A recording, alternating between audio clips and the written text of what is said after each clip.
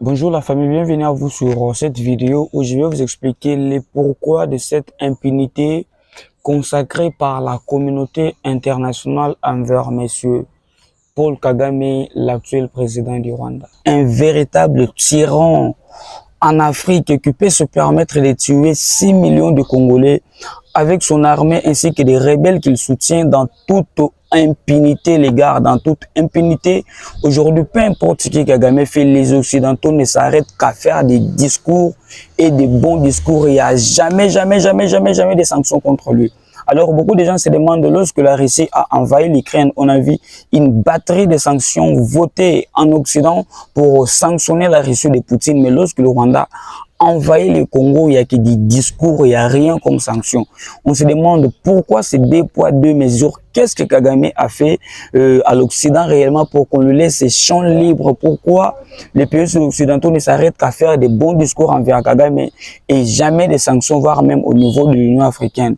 Reste jusqu'à la fin de la vidéo, je vais t'expliquer le pourquoi de cette incapacité, les raisons obscures derrière cette incapacité de l'Occident à sanctionner Paul Kagame. Si tu ne me connais pas, moi je m'appelle Andy Johnson, je suis analyste.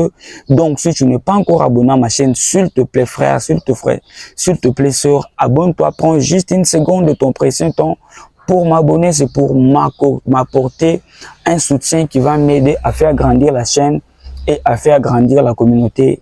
Merci beaucoup. Alors, si vous ne le connaissez pas déjà, Paul Kagame est l'actuel président du Rwanda. Il est au pouvoir au Rwanda depuis les années 90. Il règne ou il gouverne ce pays avec le maître de maître, je vais dire.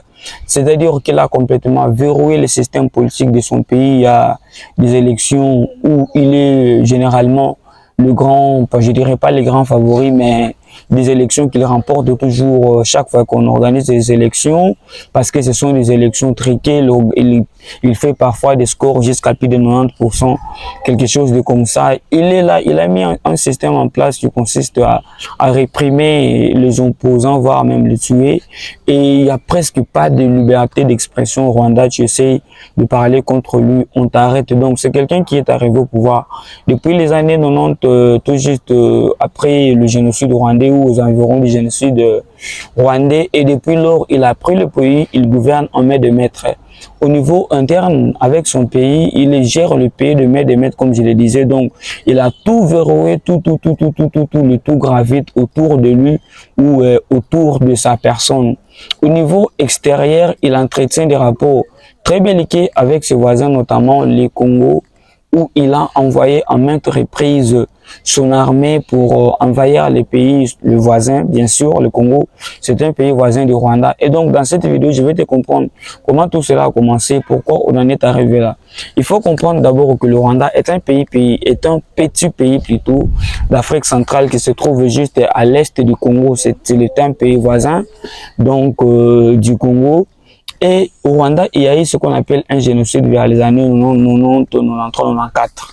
94, c'était vraiment le pire que les Rwandais se sont entretués entre eux et les Tutsis ont tué de Hutus en centaines de milliers, tout ça. À l'époque, il y avait l'armée rwandaise au Rwanda qui a donc laissé faire la chose sans pratiquement intervenir. Les Américains ont laissé faire la chose aussi. Et quand Kagame a pris le pouvoir, il a essayé donc de réconcilier les Rwandais entre eux et de relancer l'économie, de moderniser le pays et patati patata. Donc aujourd'hui, le Rwanda est devenu un pays vraiment économiquement très stable, un pays qui est sur le plan social aussi très avancé, les infrastructures, mais plus que tous les pays d'Afrique centrale, je peux dire. Donc sur ce point-là, il n'y a rien à dire, Kagame a fait du bon boulot. Maintenant, là où ça pose problème, c'est que lui, le président rwandais, fait avec ce voisin au Congo, qui est un pays voisin. Donc, quand il y a eu ce génocide-là au Rwandais et que les Rwandais s'entretuaient entre eux, on a vu de milliers de Rwandais quitter ou fuir leur pays pour venir s'installer chez leurs voisins, donc le Congo, parce qu'ils fuyaient naturellement de massacres qui se faisaient au Rwanda. Et c'était donc normal au Congo et aux Congolais de les accueillir.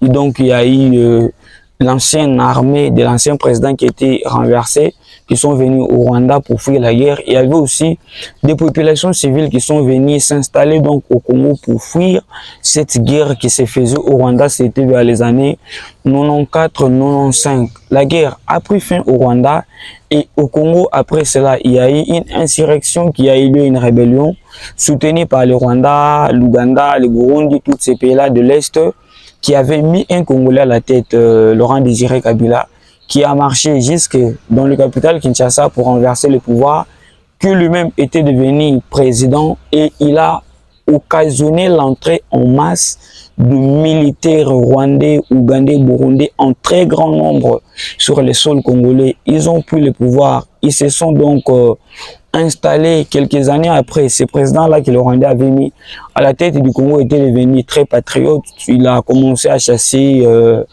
ce Rwandais qu'il avait amené et ils se sont retournés, ils l'ont tué. Ensuite, son fils Joseph a pris le pouvoir et aujourd'hui il y a Félix. Depuis ce temps-là que les Rwandais sont entrés dans l'Est du Congo vers les années 94, jusqu'à aujourd'hui, il n'y a plus jamais eu de paix. Il n'y a plus jamais eu de paix. L'armée rwandaise est entrée là-bas pendant plus de 20 ou 30 ans aujourd'hui pour tuer des populations civiles, plus de 6 millions de morts selon des rapports documentés par les Nations Unies. Donc, Kagame a utilisé comme prétexte pour faire tous ces massacres-là à l'est du Congo en disant que non, c'est pour empêcher les anciens militaires qui avaient fui l'ancien régime d'Aberimana de rentrer au Rwanda pour lui faire la guerre. Il dit parfois que c'est pour protéger les Rwandais qui sont venus là-bas comme réfugiés, tout ça. Mais ce sont de faux prétextes. Aujourd'hui, l'armée rwandaise, accompagnant des rebelles du M23, est entrée là-bas. Ils ont pris une ville stratégique de la RDC qu'on appelle Goma. Ils ont tué plus de 33 000 personnes et des massacres continuent à se commettre encore et encore et encore. Alors la question qu'on se pose, pourquoi malgré tous ces massacres que perpétue Paul Kagame qui est à la tête de cette armée-là qui tue les Congolais, la communauté internationale ne fait pratiquement rien. Il n'y a pas de sanctions contre le Rwanda, il y a pratiquement rien. C'est la question qui se pose. Aujourd'hui, l'armée rwandaise a envahi ouvertement la RDC. Ils sont venus avec les rebelles du M23, ils ont pris Goma, ils prennent de ville à l'est là-bas. Au niveau de l'Union européenne, il y a juste quelques déclarations qui ont été faites pour condamner ce qui se passe à l'est du Congo, mais quasiment que des déclarations, pas des sanctions. Au niveau des Américains, ce sont des déclarations, seulement des déclarations, pas des sanctions. Au niveau de l'Union africaine, seulement des déclarations, pas des sanctions. Alors, on se pose des questions. Pourquoi ce traitement de faveur vis-à-vis de Paul Kagame? Pourquoi, lorsque ce même fait se produise ailleurs, on voit des pays occidentaux mettre plein de sanctions? Lorsque la Russie a envahi l'Ukraine, on a mis l'Union européenne, les États-Unis, l'Occident dans l'ensemble voté des centaines de milliers de sanctions contre la Russie. On les voit partout, et qui se disent qu'ils sont là pour défendre les droits de l'homme et qui disent qu'ils sont là pour protéger le peuple et qui disent mais pourquoi lorsque le Rwanda a envahi le Congo il n'y a pas de sanctions? Je vais t'expliquer les raisons qui font en sorte que peu importe ce qui se passe là-bas, il n'y a pas de sanctions contre le Rwanda, l'impuissance des pays occidentaux par rapport au Rwanda. Je vais te les expliquer. Reste donc jusqu'à la fin. Si tu n'es pas encore abonné à cette chaîne, je te prie de prendre une seconde de ton précieux temps pour t'abonner.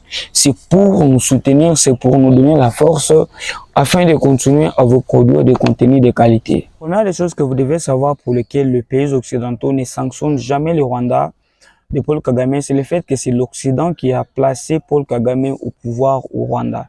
C'est ça, lorsqu'il y a eu les génocides, le Kagame était le pion des Américains, selon que les Américains, les Français, les Belges, les Européens dans l'ensemble avaient choisi pour le mettre au pouvoir afin qu'il joue le rôle que jouait pour eux Mobutu pendant la guerre froide tout simplement. Mobutu, c'était un agent de la CIA, le même, selon que les Américains avaient placé au pouvoir pour qu'il contrôle l'Afrique centrale, pour qu'il exerce leur influence, pour qu'il lutte contre l'émergence ou l'expansion de l'Union soviétique en Afrique centrale et qu'il défende les intérêts des Américains des Occidentaux dans l'ensemble et ils l'ont fortifié, ils l'ont armé, ils l'ont donné tout ce dont il avait besoin. Ils ont même protégé son régime pendant plus de 32 ans. Chaque fois qu'il y avait chez lui au Zaïre des rébellions et tout le reste, les Occidentaux donc étaient là pour le soutenir, ils étaient là pour le fortifier, ils étaient là. Et lorsque Mobutu est tombé en 97, les Américains ont tout simplement choisi Kagame pour jouer ce rôle-là. Alors, ce qui a fait en sorte que il est devenu leur pion, c'est par lui plutôt que les Occidentaux exercent leur influence dans l'Afrique centrale. Celui qui est devenu leur pion pour contrôler tout ce qui se passe, les informer, c'est devenu leur homme fort. C'est la première des raisons. Ce sont les Américains, c'est la CIA, ce sont les Occidentaux qui ont choisi Kagame et qui l'ont placé au pouvoir là-bas pour devenir leur homme de confiance en Afrique centrale. Raison pour laquelle le Rwanda, qui était une ancienne colonie française, si je me trompe pas, belge, a fini par claquer le porte de la francophonie pour rejoindre le Commonwealth. Voilà, le Rwanda est passé de la francophonie au Commonwealth, c'est devenu un pays anglophone tout simplement. C'est la première des choses. Et la deuxième des choses qui fait en sorte que les Occidentaux ne feront jamais rien contre le Rwanda, c'est le poids du génocide. Lorsque le génocide de Tutsi a eu lieu au Rwanda, les Occidentaux étaient là. Les Français étaient... Donc, lorsque le génocide de Tutsi a eu lieu au Rwanda, eh bien, les Occidentaux étaient là. Les Français étaient au Rwanda, l'armée française était là, les Américains étaient là aussi, l'Occident était là. Au lieu d'intervenir pour stopper ces massacres, ils ont laissé faire. Lorsque ce génocide est passé, eh ben, ils se sont sentis coupables jusqu'à aujourd'hui. Paul Kagame les a responsabilisés d'avoir laissé se produire pareil drame et jusqu'à aujourd'hui, ils se sentent coupables. Donc, les Rwandais et les Occidentaux, sachant qu'ils ont laissé pareil drame se produire au Rwanda, ils se disent que non, le Rwanda est devenu un pays qui a déjà connu un génocide, c'est un peu comme Israël. Ils considèrent cela comme un pays plutôt une minorité à protéger, un petit pays victime. Voilà comment les Américains protègent les Juifs. On dit que non, ils ont connu la Shoah, Hitler les a tués très nombreux.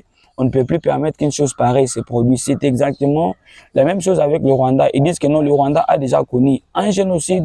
C'est devenu une minorité qu'il faut à tout prix protéger. On ne peut plus accepter que cette minorité soit écrasée, qu'il y ait une puissance qui va donc les écraser. Et je me souviens même qu'un jour, Bill Clinton avait demandé pardon à Paul Kagame en lui disant que non, on n'acceptera plus que pareille chose se produise au Rwanda. Donc, le poids du génocide, les Occidentaux se sentent coupables d'avoir laissé se produire pareille chose au Rwanda, raison pour laquelle aujourd'hui, tout ce qui concerne le Rwanda, ils n'aiment pas mettre leur tête. Ils sont là, ils disent qu'on doit protéger le Rwanda, on doit veiller sur le Rwanda. C'est un pays qui a connu un génocide, il faut le protéger. La troisième des raisons qui fait en sorte que les Occidentaux ne font pratiquement rien contre Paul Kagame, c'est que Kagame est devenu l'homme qui pille des minéraux du Congo pour eux. C'est l'homme qui pille le Congo depuis plus de 30 ans. Kagame a envoyé son armée, il a financé des rebelles, il a financé des milices, il a tout fait. Il exploite l'Est du Congo, tous les pays occidentaux, lorsqu'ils ont besoin d'acheter de l'or, du diamant, de l'uranium, cobalt, manganèse, étain, cuivre, tout ça, ils passent par le Rwanda.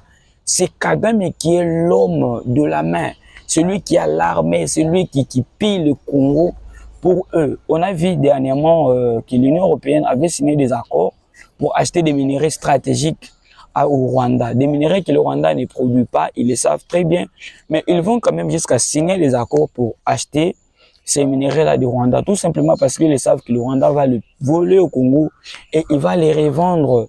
Donc voilà pourquoi ils ne disent rien, parce qu'ils savent que si Kagame fermait les robinets pour eux, eh ben, ils vont tout simplement crever. Leurs entreprises vont manquer de matières premières, raison pour laquelle ils tolèrent tout à Kagame, ils laissent tout parce que Kagame est devenu le voleur que permet à l'Occident de vivre. C'est grave les amis. La quatrième raison qui fait en sorte que les pays occidentaux ne sanctionnent pas le Rwanda de Paul Kagame, c'est tout simplement parce que l'armée du Rwanda joue un grand rôle dans les missions de maintien de la paix de l'ONU. Kagame envoie son armée là-bas pour intervenir, que ce soit au Centrafrique, dans d'autres pays, tout ça. Ils disent que non, c'est une armée forte qu'il faut continuer de financer. D'où que ce soit, et la dernière raison, la cinquième, c'est la diplomatie rwandaise que Kagame a mis ses pions partout dans le monde pour défendre la cause du Rwanda, quelque chose que le Congo n'a malheureusement pas fait. Et donc là, vous avez compris pourquoi jusqu'à aujourd'hui, il s'arrête qu'à faire des déclarations. Les Européens font des déclarations contre le Rwanda, les Américains font des déclarations contre le Rwanda. Les sanctions, il n'y en a toujours pas, il y en aura pratiquement pas. Parce que le Rwanda est devenu la main qui vole au Congo et qui finance leurs entreprises. C'est triste. La chose à faire maintenant pour nous, Congolais, c'est de nous lever, de protéger notre pays, de se rendre compte que cette communauté internationale ne fera absolument rien pour nous. On peut faire des sommets, on peut faire des conférences, on peut faire des déclarations. Cela ne changeront pas grand chose. En tout cas, si tu as aimé cette analyse, prends une seconde de ton temps pour t'abonner à la chaîne. Abonne-toi. Dis-moi en commentaire ce que toi aussi tu penses de cette situation et surtout ce que le Congo doit faire aujourd'hui pour retrouver sa souveraineté et l'intégrité de son territoire qui est volé. Merci beaucoup.